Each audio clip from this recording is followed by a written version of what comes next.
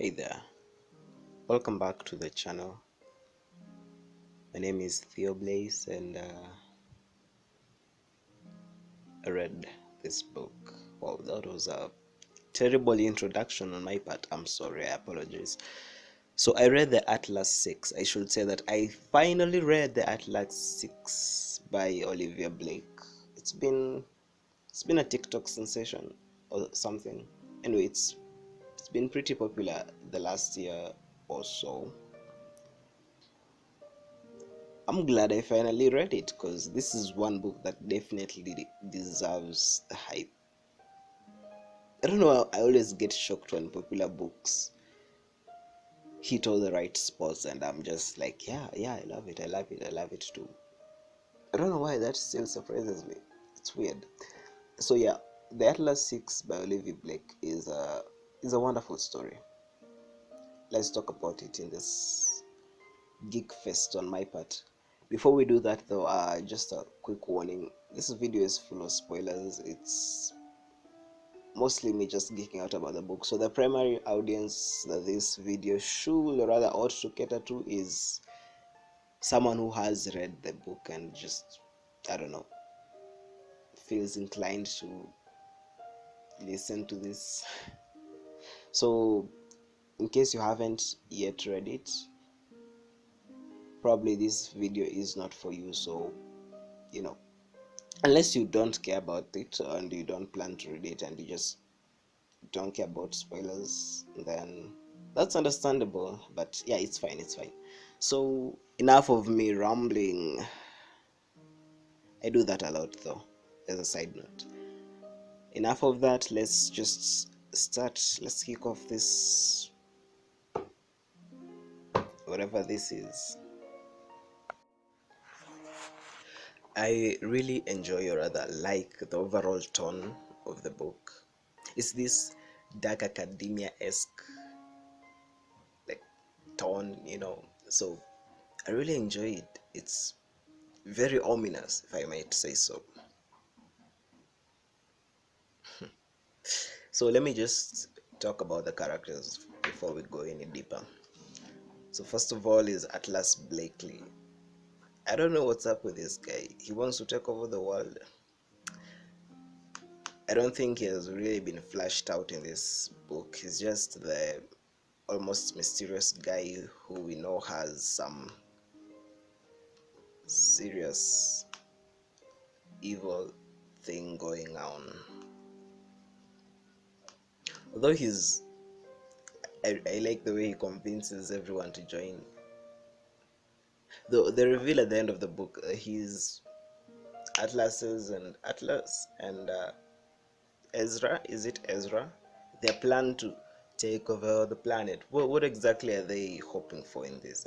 I sometimes feel like villains aren't really flashed out, but I guess we'll find out more about Atlas and his beef with the society once we start learning about the society's secrets. I have certain theories though. They keep talking of the library as though it's a sentient being. So maybe the library itself is the library and they're all just spokes in keeping it alive.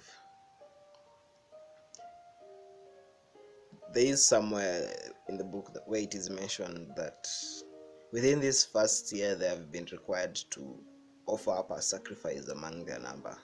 So what else will the library or the society ask them to do once they have joined the ranks? I mean, the most likely thing is that things will escalate, right? So I'm really curious what will happen in the next book. And then we have Libby Roads.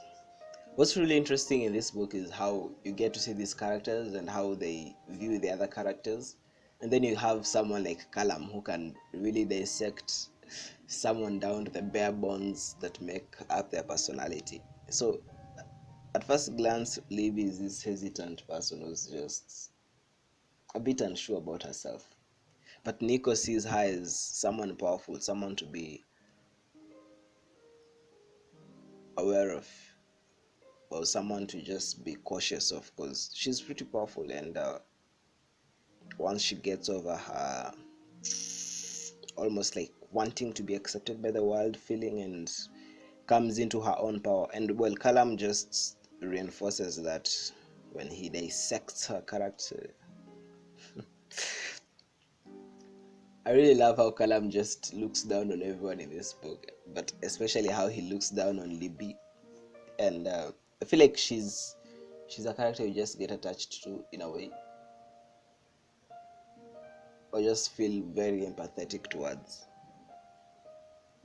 And the way, for a while there, it seemed as though Libby will be the one to die. You were like, no, no. And then, although it was a pretty big red herring that they wanted to kill Libby, so obviously Libby wouldn't be the one killed, right? So overall, oh yeah, so she has a backstory. Her sister died of a certain illness, and she seems to be carrying guilt about it. That is deep. I don't know how she will deal with that, because she's searching the library's records for a certain cure that would have allowed her to save her sister from death. So I'm pretty sure she would have found that cure if she is to return to the library, which I don't think. There's something that Olivia did with Libby's character, because all throughout the book we have these guys saying, oh, Libby is the one who's going to die, Kalam and whatever, and in my mind I was like, no, there's no way Libby can be the one sacrificed, since it seems like a pretty big red herring. And then towards the end of the book, Libby is the one sacrificed, but she doesn't die. She's just stolen away. I think this is one of the cases in which the writer promises something towards the reader, but then delivers the same thing on a much bigger scale, and you realize, oh yeah, I actually didn't just want that, I wanted this. So I love Libby. Libby is great, except for that one night of debauchery.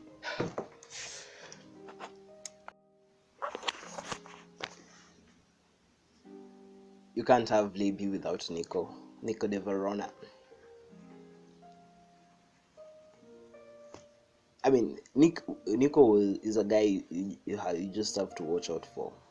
That was like my first impression of Nico, because whoa, Nico, he's really powerful, but he's just gone beyond things. Is it Kalam who mentions that Nico has actually died and that his spirit was sort of trapped between the spiritual plane and this existence, and so he has to develop some sort of higher endurance towards magical expense and all that? So Nico's a pretty great guy. He's done some great things. I don't know if he's in love with this guy, his roommate. What's the fellow's name? Forgot that. The half mermaid, half being. So yeah, Nico has achieved some really great things. I mean, among this group of really talented people, he's the one who has some really solid achievements under his belt. The others have talent, but not much achievements, if you get my drift. And so his motivation for getting into the society is to find out about these humanoid beings and how he can help him survive. So that's pretty noble, right? His relationship with Libby is interesting. Is interesting. I had this feeling from the get go that yeah, these guys would end up together, and I'm like, was I right or was I just wrong? We'll see. Although I really loved his reaction when Libby disappeared. He just goes berserk. He just goes crazy.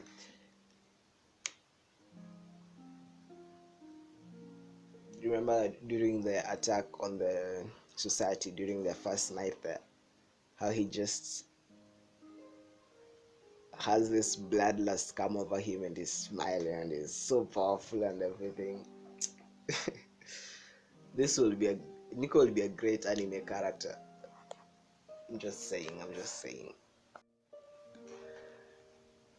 Oh, Kalam Nova. Kalam is a jack already. Kalam's ability is he's an empath, I think. He can just feel people's emotions and analyze them on a scale that's terrifying.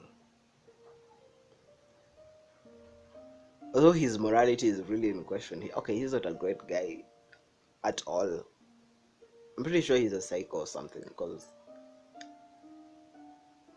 Or is it that his ability to feel people's emotions and whatever has just made him so callous that it doesn't really matter anymore? But no, that doesn't excuse the guy's morality. The scene with Farisa where he sort of makes her want to die, that was crazy. During the first night, he actually does the same to one of the attackers, makes her use her own gun to kill herself. And Farisa gets scared by that. Because, they are the same. I actually believe Kalam's observations about the other people, because I feel like they're really on point. He really does the whole psychoanalysis thing really well.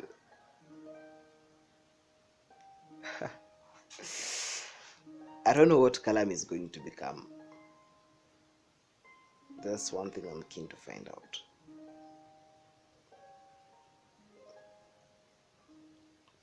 So Kalam was another red herring.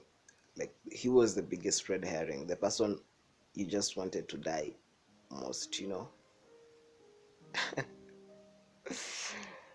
But I think Kalam's most dangerous quality is his voice.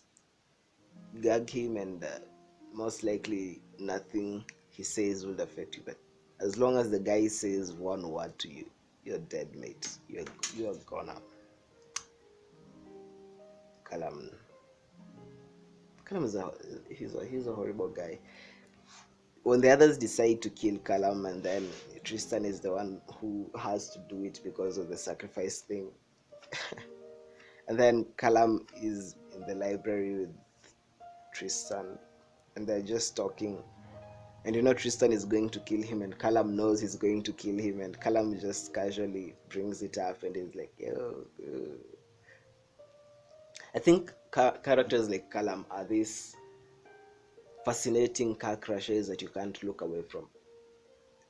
I'm pretty sure the same thing is what's happening with Joe from You and all these other psychopaths that dominate pop culture these days. They just feel so alien in a way that you're like, wow, really? What's up with you? And the guy like Kalam is smart, so you're like, you want to listen to his observations and things, and you're like, wow, why are you this way? I don't know. So Kalam casually brings up the fact that, oh, you were the one chosen to kill me, and Libby is the one who suggested it. He just analyzes everyone down to a perfect T. Let me just say that when he picked up the knife from Kalam and was like, when Kalam picked up the knife from Tristan and sort of drove it forward, I was like, ooh, Tristan dead. It just connected in my mind that he had baited Tristan along, because if you know one person is going to die, attach yourself to one guy and just have him close to you so that when the moment comes, you just drive a knife through him. I still don't understand why he did not kill Tristan. Maybe he has some empathy or something. Yeah, that's stretching it. But yeah, so Kalam is someone I really want to see what will happen to him. I have a feeling they might die. They might start dying in the next book or so. Is this supposed to be a trilogy or something? I don't know. We shall see. But this is someone I'm really looking forward to their development coming on. We have Tristan Kane. I think Tristan is a really intriguing guy, mostly because of his cynicism, which mirrors my own. Rather, well, mine is not as extreme as his, but he's still the guy I sort of relate to a bit more. You get the feeling that Tristan is going to be a really key character, or rather, he's one of those ones who will be really powerful. He's not like Libby or Nico, who's a walking bomb. His power is more subdued in a way, not as showy, but it's still very powerful. And his abilities haven't been flashed out yet, so that's one thing I'm really looking forward to seeing in other books.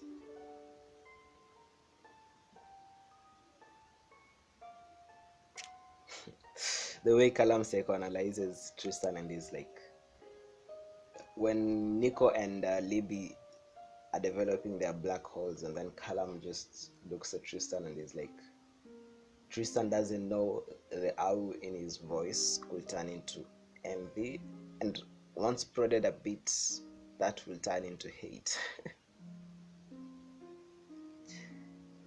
And when Tristan realizes all these things that Kalam has been doing to him, is so...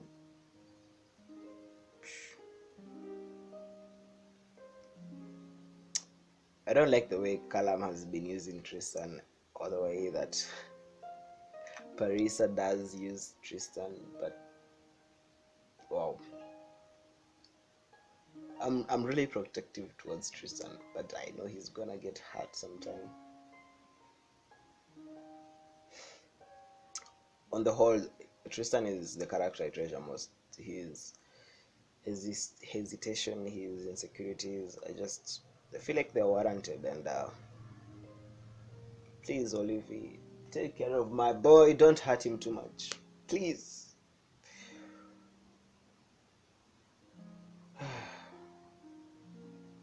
Yeah, Tristan, the relationship with the dad, everything. That is the guy I've latched onto. So I won't say much more than that because I don't want to cry. Not really. There is a hunter in the wild. There is a beast of prey that's stalking around this place, and her name is Farisa Kamala.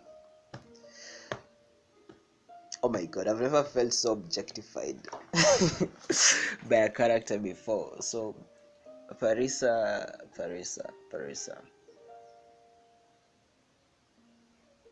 This is one person with many layers. And underneath the surface, nothing pretty is in there. So Farisa is she does the whole mind reading thing. Oh, that was the coolest introduction, because Atlas just strides into this bar and he starts thinking things, and the way Parisa's mind works is just so cringe. She's just rifling through people's thoughts, and she's like, oh, do I take that guy? No. And then she focuses on Atlas because he's different. Then I just love the whole mental conversation they have. It's really cool. Fast forward to the society and everything. Well, let me just talk about how Farisa immediately latched onto Dalton. That was the biggest red flag for me. Farisa, wow. I still don't understand her reasoning for things. I mean, she just saw this guy standing behind Atlas and she's like, ooh, interested. And she's like, dude, I'm gonna hunt you down.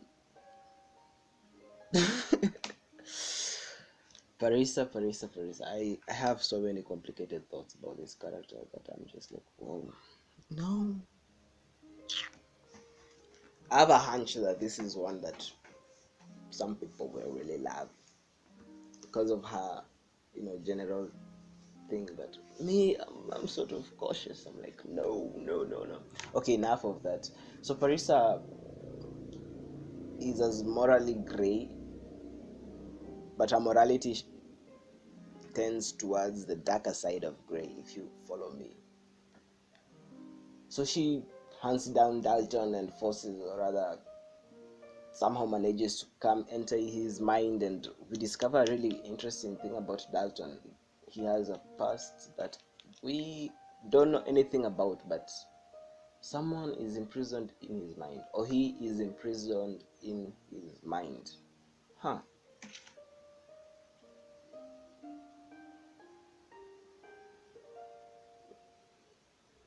So yeah, I really want to know what is happening with Dalton.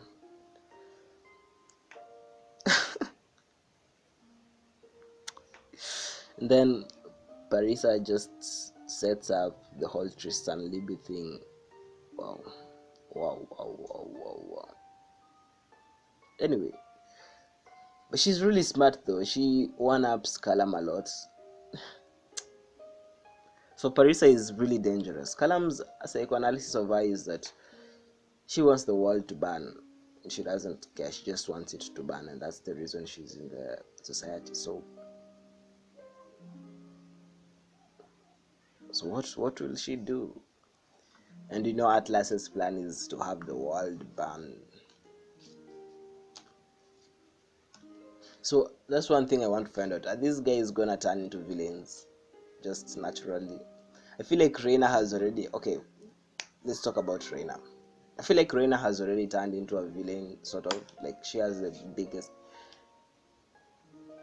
Oh, maybe Reyna is just solid. She has no hesitation, or she does not question herself like the others do.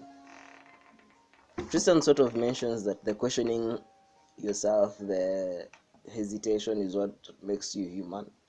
And the fact that Kalam has none of that makes him a bit other. I don't really agree, but yeah. So Reyna is one character who stands on the sidelines. She does not engage at all with any of the other guys, people. So I don't know what's going to happen with Reyna, but I know she will do anything to be in the society. She does not question her motives or anything. She sees this and she's like, this is what I want. She's gonna do anything for it. When Nico says, will you kill for this? And she doesn't even hesitate. She's like, yes. In fact, when these agents from the other society corner her and they sort of start telling her all that is wrong with the society, and she's like, I don't care. I don't care if they're bad or what. They have what I want. They have knowledge, and I'm okay with it.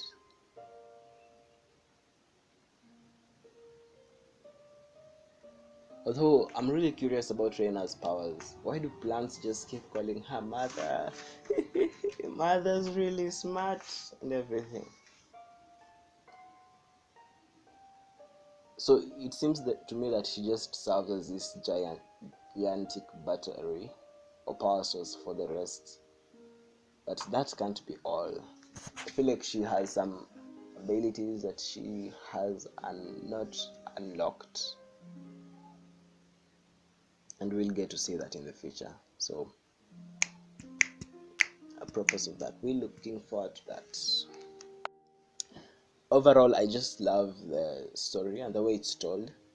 It has these sections where the characters are talking about really deep things and making general observations on the world, general dark academia shicks, general dark academia things, which I enjoy. I enjoy it.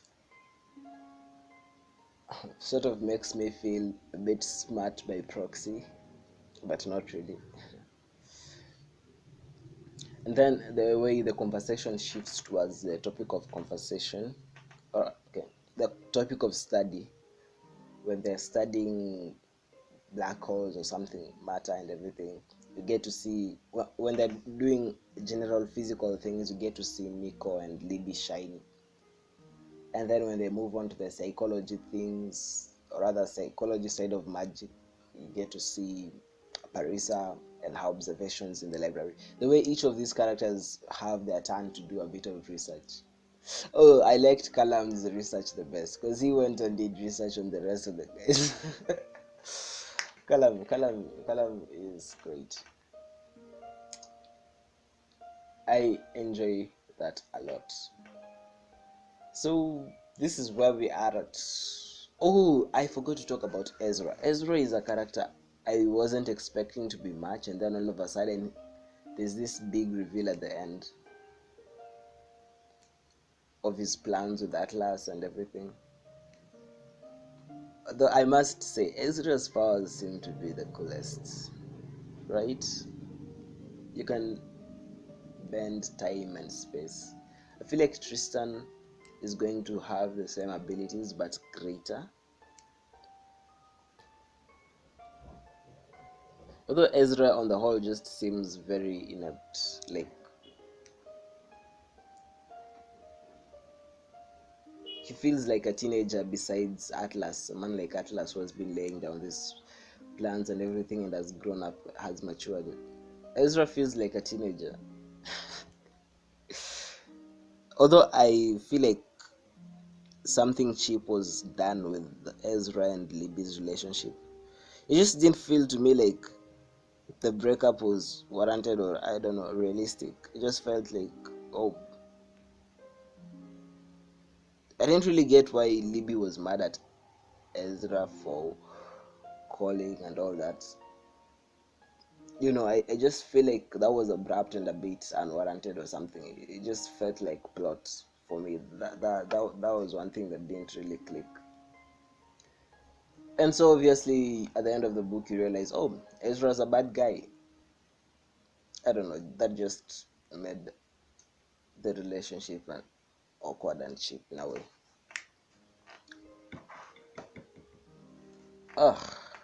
Let me mention also that, damn, Ezra, what's wrong with the guy, man?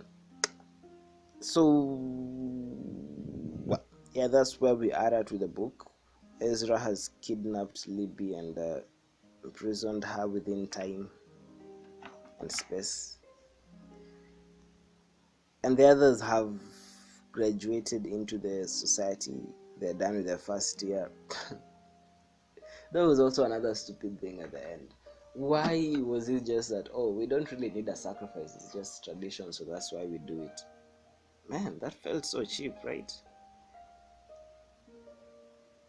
It was like, oh, okay, but I feel like it lowered the stakes a bit. I didn't like it that much. When you look into the future, some 6 months down the line when the next book is out, I will read it and I will be here reacting to it in a more organized manner than this. And so I urge you to subscribe to the channel, to leave a comment. I mean, I'm assuming if you're listening to this now, you've just watched you've listened to the whole thing. So I don't know, do you like it? Do you hate it? Feel free to air your opinions down below. So that's it from me. I bid you farewell. Until my next video, that is. Ciao.